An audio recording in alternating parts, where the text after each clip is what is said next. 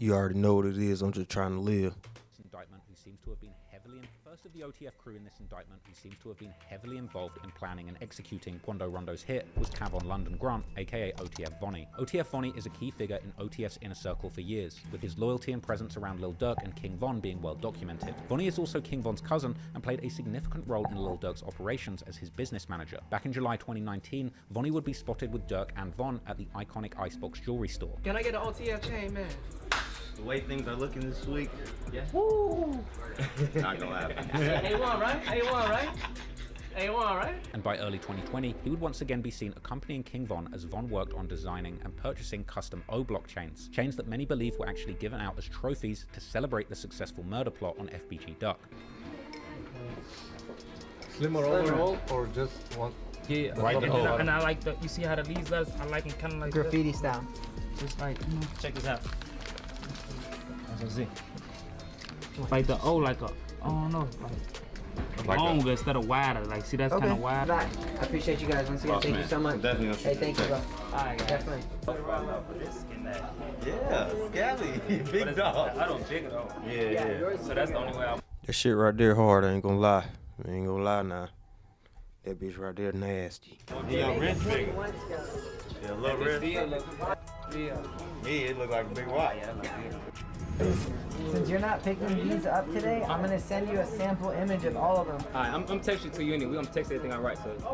Well, I can text this back to you. Yeah. Following King Von's death in late 2020, Vonnie's proximity to Lil Durk only grew, and by September 2021, he was back at Icebox, this time with Durk acting as a negotiator during a major RP Von, man. jewelry purchase. In footage from the store, Vonnie can be seen haggling prices on Durk's behalf and carrying a massive stack of cash for the transactions. 3 1/4 and 2 1/4. 2.75. 2 3/4. Y'all ain't make no all gold OTF pieces, man. We're gonna get that all gold on that shit, boy. All gold. 3 1/4, 2 3/4. That's about 15% difference. That's what he had before.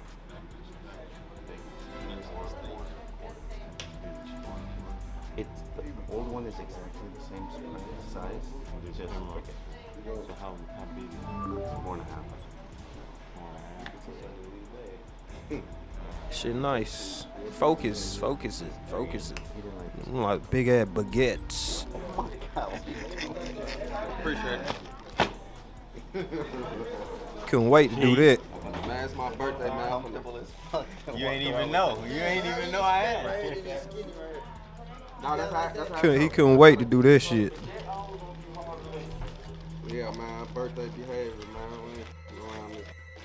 It's like you were the Tom Hagen. Watch. Godfather, you're Tom Hagen.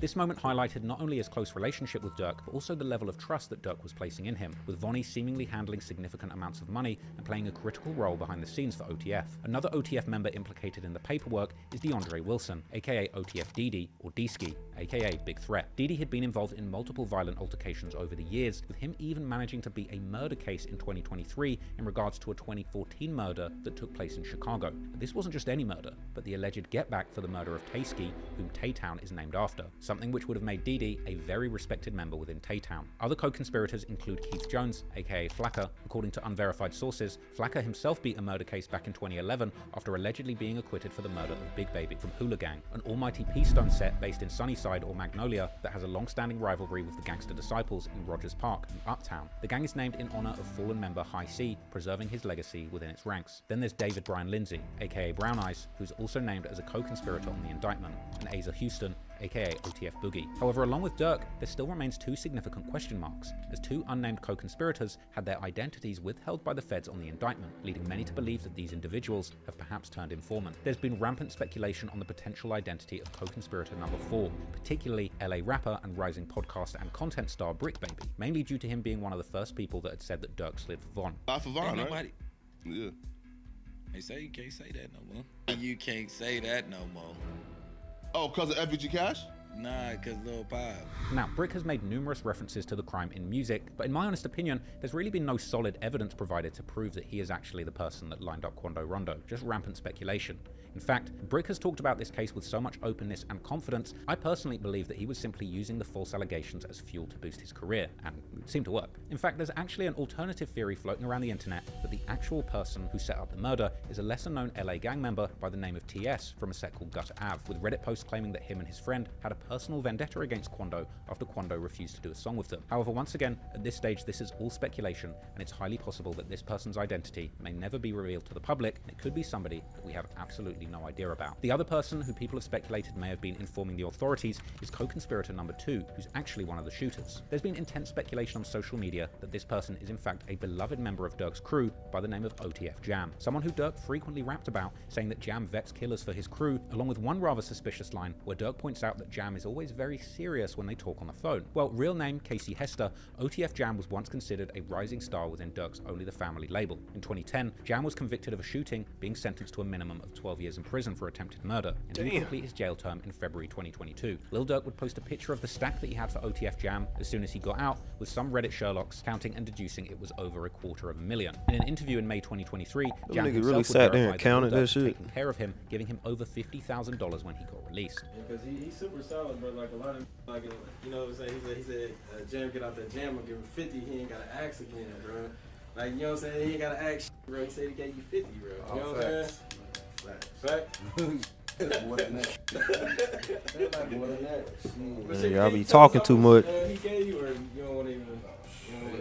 I don't even say nothing, boy. We ain't got to get into all that, boy. You already said too much.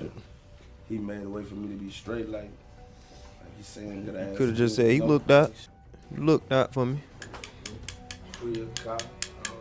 I wouldn't have said none of that. I wouldn't have said none of that, buddy.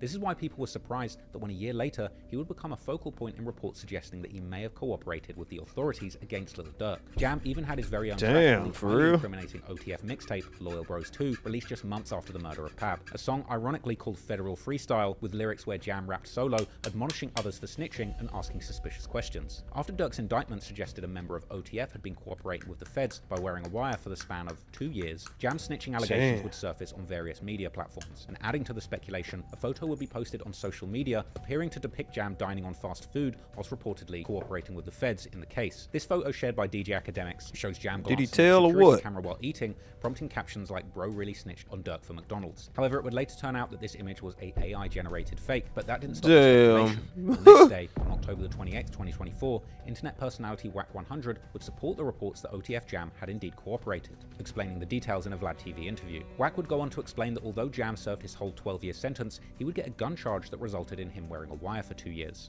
There's a guy named OTF Jam. That was wired. Very ironic name. Jam Now got he him put in a everyone in a jam.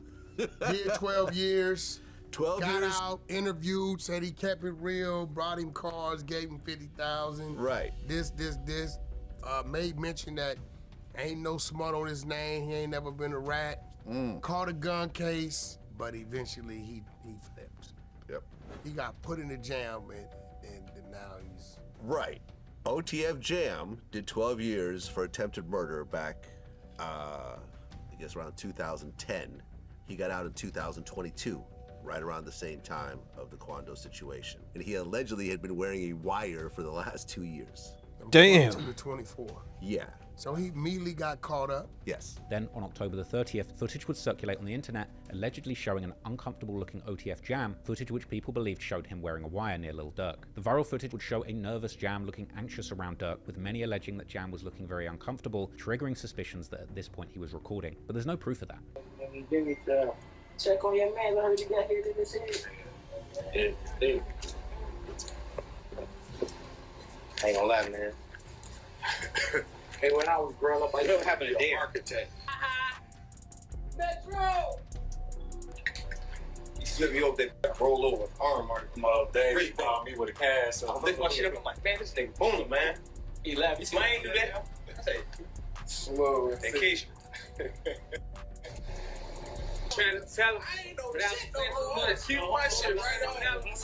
Additionally, unverified claims would surface alleging that Dirk had actually ordered a hit on a woman speculated to be close to OTF Jam after suspecting Jam of being an informant. According to an interview between academics and Chicago reporter Trench's News, the mother of Jam's child actually contacted Dirk after Jam was arrested, and Dirk refused to pay his bond. An apparent threat was then made to Dirk. Get bonded out, and they don't know nothing about no white, but he did make a threat towards Dirk, like, if you want to come in, you know what I'm talking about, how you gonna place him, basically, how you gonna place somebody who be putting in work and shit like that. You know what I'm saying? And they took it as a threat, and that he told us. I don't know how he got mixed in with the Quando Rondo, but yeah, they say he's... I've been holding you down because I heard you say something about like his baby mama called Dirk for a lawyer, and Dirk may have like brushed it off, and they're like, yo, you're not supposed to brush off my call when I need something. Like, I'm the guy who does the dirt for you. That's facts. And, like, you got some real demons out there, like, you finna find me out, no matter what I did. Or you gonna come in with me. Sometimes you gotta make them threats, and you jump off that couch and go snap down money. According to news reports, on July the 19th, 2024, Octavia Redmond, a 48-year-old postal worker, had been brutally gunned down in broad daylight whilst delivering mail in Chicago's West Pullman neighborhood. Damn! A 15-year-old kid ran up to her in front of a house, shooting her 26 times, executing Damn! her. She would die in the hospital. What the fuck? Chicago police have released surveillance video of a person of interest in the deadly shooting of a postal worker. The shooting happened last month in the West Pullman neighborhood. Mugo Odigwe is live in the newsroom this morning with a look at that new video. So Mugo, what does it show? Well, first off, we know the U.S. Postal Inspection Service is already offering a $250,000 reward for information leading to an arrest and conviction in this case. And now, Chicago police are hoping the new video gets them closer to the killer. So here's that video on your screen. Part of it shows a man getting to a white Dodge Durango near 70th and Campbell. This is right before the shooting. Then at some point, the same video shows a man getting out of that Durango near 121st and Harvard. He runs across the street and out of view, then he runs back to the car before it drives off. Police say on that day, Friday, July 19th, around 11:40 in the morning, 48-year-old postal worker Octavia Redmond was in front of a home near 121st and Harvard when a man walked up to her and shot her. She died at the hospital. The Dodge Durango used in the shooting was later found abandoned and torched in the middle of a field on South Holland Avenue. Now, anyone with information on this shooting is asked to call Area 2 detectives, or you can leave anonymous tips at cpdtip.com. A $250,000 reward would be offered for any information leading to the arrest and conviction of the perpetrator, with an anonymous tip leading up to the arrest of the juvenile killer in Iowa.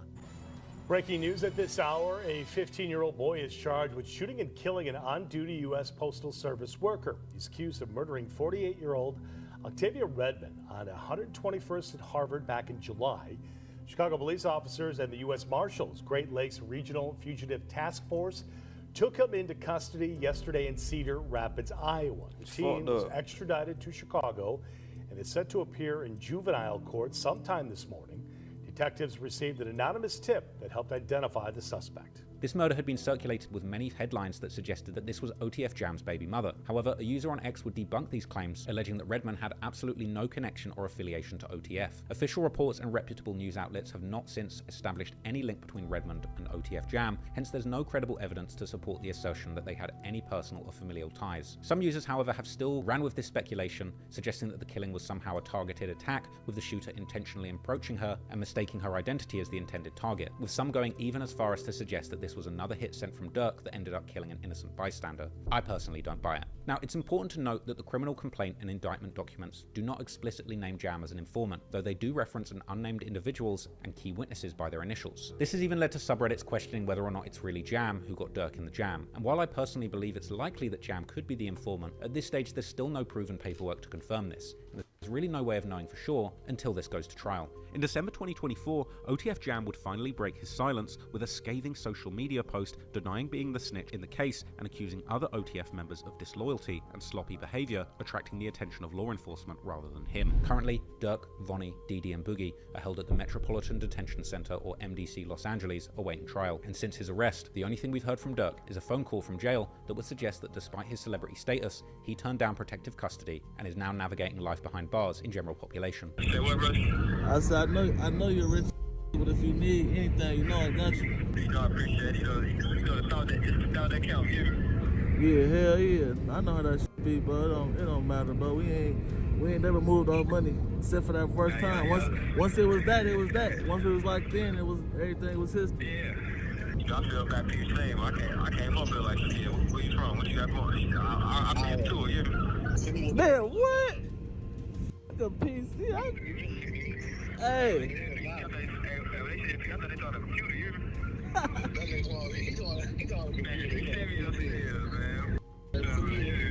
Hey, I respect your mom forever. The PC. Yeah. Downstairs, they be like, man, you know you, man, send me upstairs. Whatever it is, I got to adapt to it. Nah, for sure. Can't go no more PC and come out acting all crazy. Man, y'all be safe, boy. I'm just trying to live.